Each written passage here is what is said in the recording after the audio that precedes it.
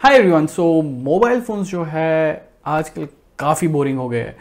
Now अगर आप इसको कंपेयर करें पिछले जनरेशन से, यानी कि 2000s के जो फ़ोन थे जैसे कि नोकिया के एन सीरीज़ वगैरह आ गए, उसके मुकाबले में इस वक्त जो मोबाइल फ़ोन्स हमारे को पास है वो उतने अच्छे नहीं है, उतने कैपेबल नहीं है, उतने दिखने में अच्छे नहीं है। तो आज की वीडियो में मैं कवर करूंगा कि why mobile phones are not fun any more.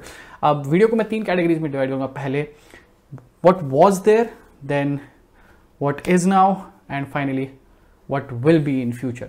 Start करेंगे हमारी पहली कैटेगरी से, what was there। तो अगर आप इनिशियली पीछे जाए अराउंड 2000s के टाइम में, यानी कि 2000 से 2010 के बीच में भी, 2010 से पहले पहले तो आपको जो है फ़ोन मार्केट में काफ़ी ज़्यादा ऑप्शंस मिलते थे। पहले तो आपको ऑप्शंस बहुत थे, जैसे कि आपको नोकिया था, अगर आपको नोकिया में कुछ पसंद नहीं आ जाता है तो आपके पास सैमसंग था, ब्लैकबेरी था, मोटोरोला था, एलजी था। लेकिन अभी वैसा नहीं है। अब उस टाइम पे ऐसा था कि मार्केट काफ़ी ओपन था और जो कंपनीज थे वो मोस्टली डिज़ाइन पे फोकस करते थे।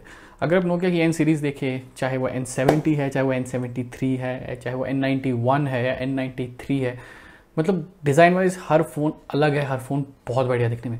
इनफैक्ट अगर हम उससे पीछे जाए जो उनकी 6600 मतलब आइकॉनिक फ़ोन था, डिज़ाइन में काफ़ी ज़बरदस्त, काफ़ी डिफरेंट अप्रोच। फिर 7610 देखा जाए या 7710 देखा जाए, हमेशा कुछ ना कुछ नया था, हमेशा कुछ ना कुछ डिफरेंट था। फिर एंगेज सीरीज जो उनकी गेमिंग की जो उन्होंने ट्राई की वो भी डिफरेंट थी, इवन तो वो उतना सक्सेसफुल नहीं था लेकिन डिफरेंट था। वहीं पे अगर हम मोटोरोला को देखें, मोटोरेजर काफ़ी ज़बरदस्त फ़ोन था, मतलब स्टाइल स्टेटमेंट था उस टाइम का। और फिर उनकी एल सीरीज़ जो थी, L7 L9, तो कहने का मतलब ये है कि उस टाइम पे जो डिज़ाइन मार्केट था वो बहुत अच्छा था और फ़ोन मैन्युफैक्चर जो है वो मोस्टली डिज़ाइन पे ज़्यादा फोकस करते थे। बट अभी ऐसा नहीं है। अभी जो है फोकस मेनली स्पेक्स वगैरह पे या जो मेन कंपोनेंट्स है फ़ोन के उसको बेटर करने की तरफ हो गया है। अब नोकिया के डाउनफॉल के बाद जब एंड्रॉयड ऊपर उठा तो सैमसंग ने इस मार्केट को काफ़ी तेज़ी से कैप्चर किया और अभी के प्रेजेंट मार्केट में अगर हम देखें तो आपको 3 ही ब्रांड्स है जो यूजुअली जहाँ से आप एंड्रॉयड फ़ोन खरीद सकते हैं। पहला आ गया सैमसंग जो एकदम टॉप टियर में फ्लैगशिप फ़ोन्स बहुत ही बढ़िया देता है। दूसरा आ गया आपका वन प्लस जो मिड टियर है और अभी अभी पिछले कुछ सालों में जो है फ्लैगशिप की तरफ मूव कर रहा है। और तीसरा फाइनली जो है हमारा Xiaomi है जो लोअर एंड और मिड टियर फ़ोन्स काफ़ी सही बनाता है। अब इसमें प्रॉब्लम ये है कि अगर आपके पास सपोज़ आपको एक हाई एंड फ़ोन लेना है और आप सैमसंग लेने के बारे में सोच रहे हैं और अगर आपको उस फ़ोन में कुछ पसंद नहीं है तो आपके पास ऑप्शंस नहीं है, सिर्फ वन प्लस ही है। तो पहले LG था, लेकिन अभी आप देखेंगे कि LG भी जो है उसने अपना मार्केट जो है स्मार्टफोन का वो क्लोज़ कर दिया क्योंकि फ़ोन बिक नहीं रहे थे। तो ये इन द सेंस जो है अच्छा नहीं है मोबाइल फ़ोन मार्केट के लिए। और यही वजह है कि फ़ोन्स का जो लुक एंड फील है वो एकदम स्टैग्नेंट हो गया है, आगे बढ़ नहीं रहा है। अगर आप पिछले 5-6 साल पीछे जाएंगे तो देखेंगे हर एक फ़ोन जो है कैंडी बार डिज़ाइन में सिर्फ आता है, जहाँ पे सामने एक बड़ी सी स्क्रीन आ गई, पीछे आपको बैक पैनल आ गया और उसके अलावा कुछ डिफरेंट नहीं है। अब रीज़न इसके पीछे ये है, ऑफ कोर्स मैं आप लोग बोल सकते हैं कि क्यों भाई स्क्रीन तो काफ़ी अच्छी हो गई है, कैमराज इंप्रूव हो गए हैं, मैं मानता हूँ ये सब हुआ है, लेकिन जो लुक एंड फील है फ़ोन का वो उतना अच्छा नहीं रहा।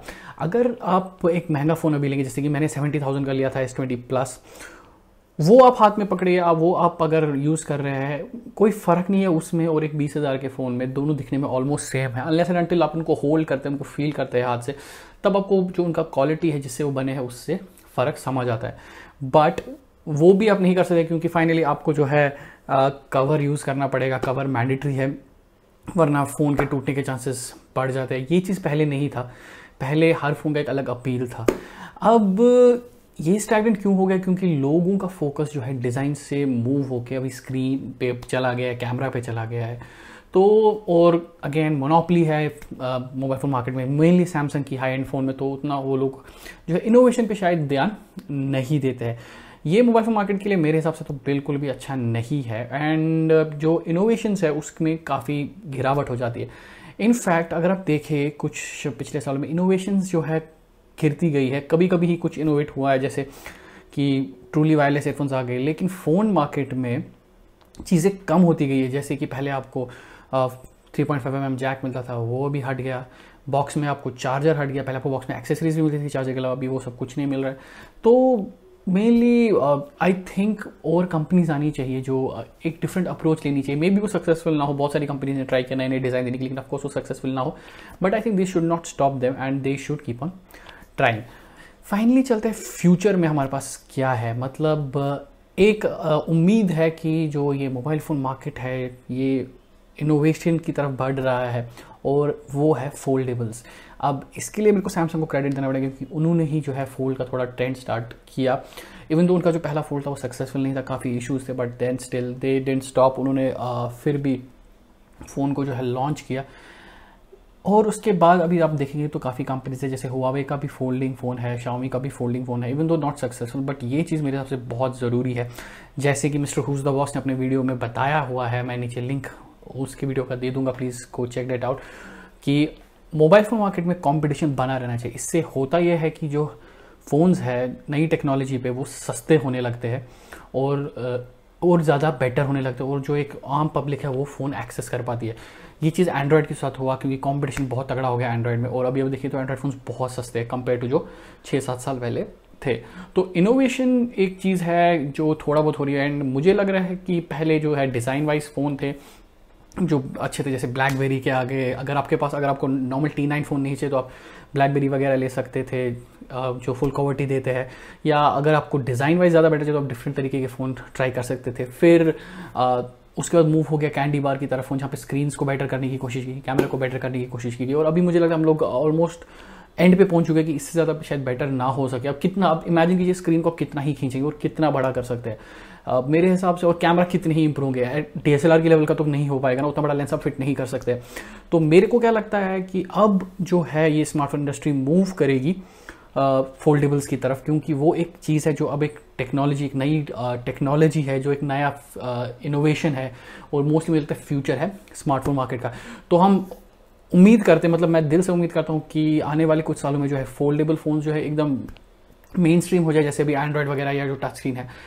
जैसे कि टच स्क्रीन पहले मेन स्ट्रीम नहीं थे, काफ़ी पहले जब अगर आप वही 2005-2006 में जाए तो टच स्क्रीन फ़ोन जो थे यूजुअली हाई एंड फ़ोन माने जाते थे, कुछ ही लोग यूज़ करते थे, लेकिन अभी टच स्क्रीन एकदम आम है। मतलब आप टच स्क्रीन के बगैर किसी को देखोगे नहीं। टच स्क्रीन आपको 3000 में भी मिल जाएगा, 4000 में भी मिल जाएगा, और टच स्क्रीन आपको 70-80,000 इवन 1 लाख का भी मिल जाएगा।